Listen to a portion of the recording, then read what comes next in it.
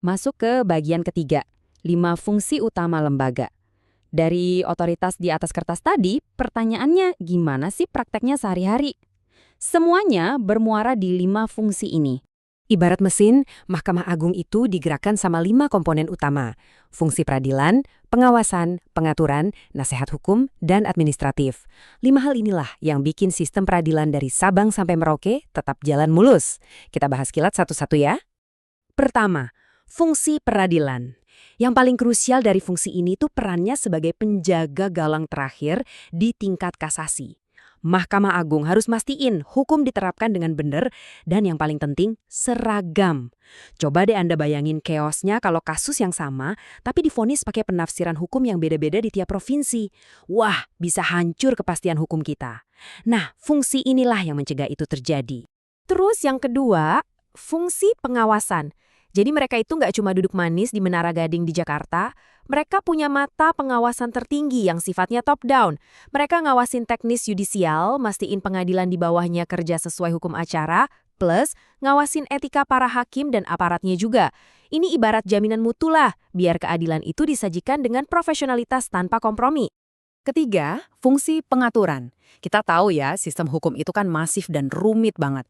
Kadang ada aja kekosongan aturan main yang bisa bikin macet persidangan.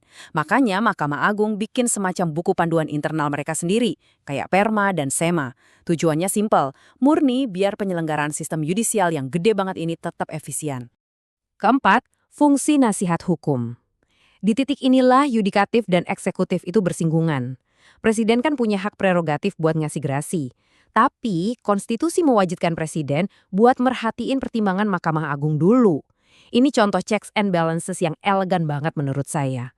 Jadi, keputusan politik tetap punya landasan yuridis yang kuat.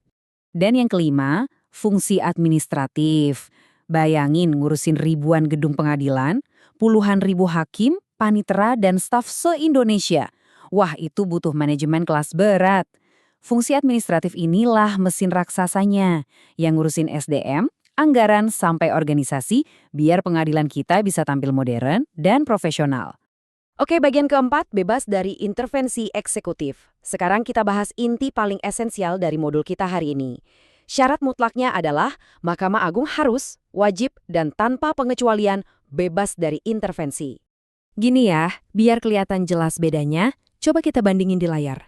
Kalau peradilan itu dependen, alias gampang diintervensi kekuasaan politik, putusannya pasti bias, checks and balances hancur, dan ujung-ujungnya hak warga negara cuma jadi ilusi. Ngeri kan? Tapi sebaliknya, kalau peradilan itu benar-benar independen, hakim tuh merdeka buat mutusin murni berdasarkan konstitusi dan hati nurani. Putusannya objektif, negara nggak bisa semena-mena, dan hak-hak kita sebagai warga negara beneran terlindungi secara maksimal.